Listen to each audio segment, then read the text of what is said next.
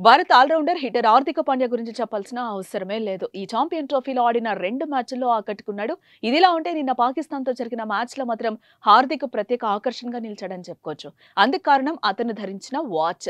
అతను ధరించిన ఆ ఖరీదైన వాచ్ ఫోటోలను నెటిజన్లు తెగ షేర్ చేస్తూ ఉండడంతో నెట్టింట వాచ్ ధర ఎంత అంటూ చర్చనీయాంశంగా మారింది. ఇక రిచర్డ్ మిల్లే కంపెనీకి చెందిన ఈ వాచ్ రిటైల్ ధర అక్షరాల 6.92 కోట్లని తెలుస్తోంది. ఆ అల్ట్రా లగ్జరీ వాచ్ ప్రపంచవ్యాప్తంగా చాలా తక్కువ మంది వద్ద మాత్రమే కనిపిస్తుంది.